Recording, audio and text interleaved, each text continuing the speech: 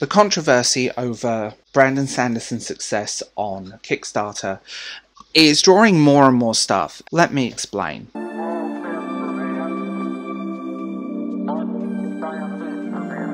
Brandon Sanderson is a fantasy writer who has a major publishing deal with quite a major publisher. I get the feeling his decision to do this was a big up yours to his publisher, because there is talk that there's been some issues there. On the other side of it, I'm seeing a lot of these writers, particularly writers, screaming on Twitter and crying about it, like, well, if you give money to Sanderson, make sure you do this. Oh, why are you not supporting BIPOC and LGBT writers and things like this?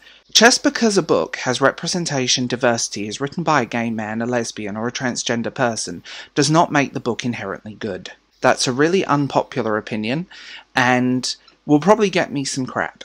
But it's being real about it. Just because your book isn't selling, or it's been lucky to scrape a few thousand copies because of your SJW YA fantasy novel, or your social justice themed I am an angry woman, hear me roar, this is prime example. And I'm seeing a lot of people being really harsh in reviews, and I get it, but please don't review something and say that your word is the word of God. Your review is a subjective opinion, and if you think your review and get upset that everyone that disagrees with your review is an instaphobe, you're an idiot. Like, I'm watching these writers cry about this on the internet, and all I'm going to say is write something the public want then. Sanderson has a huge fan base.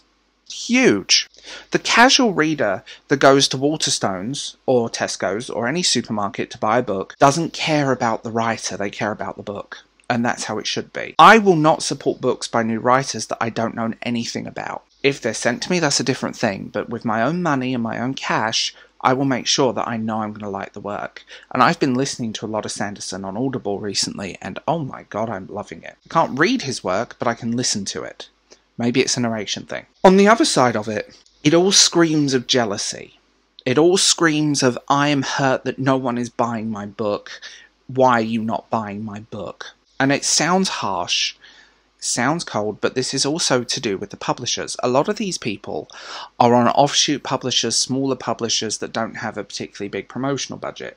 Your name alone, your list of diversity and woke checkpoints in the book aren't going to sell a book. They're not. It's simple. No one knows who you are, no one gives a shit about you, and you aren't going to sell a book just on your name alone. Stephen King will, J.K. Rowling will, Sanderson will, Tolkien will. There are a whole list of phenomenal writers that will sell just on their name alone. But the butthurt, I'm jealous, I'm calling this out, this is so wrong, support this, why are you doing this, I don't like his work, therefore you should be giving your money to me. No, the consumer will do with their money what they want. Don't be butthurt that we're not giving you money. As a creative, as someone who's worked in several creative industries, this statement is 100% true. People will pay for the art they want. People will pay for what they want. The consumer will pay for the books they want.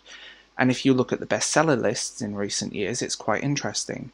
But also, traditional publishing is in trouble. Traditional publishing is stale. These publishers know what's selling and they will work on trends, and that's understandable. But traditional publishing is not in a good place. Everything is generic. Everything.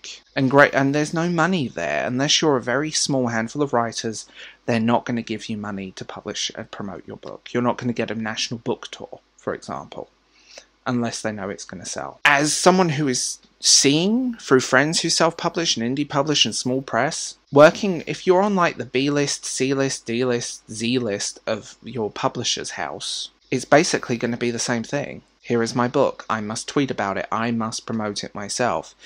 Person can sell a million copies on self-publishing easy. You have to be good at marketing. Most of these people aren't. That's also another thing. If you're going to publish a novel, be it traditional or be it indie, marketing.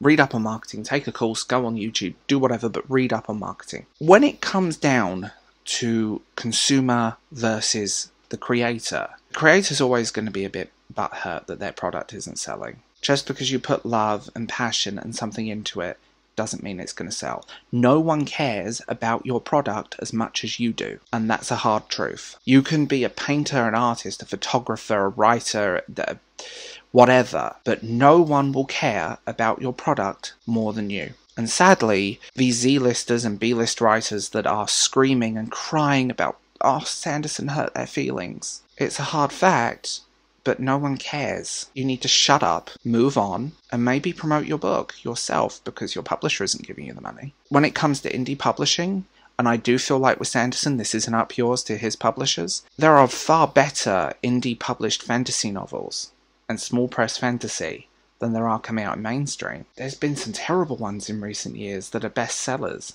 but that's my subjective opinion again. At the end of the day, create something, put it out there, promote it, but don't be upset that people aren't giving you the same attention. And maybe people wouldn't be laughing at you right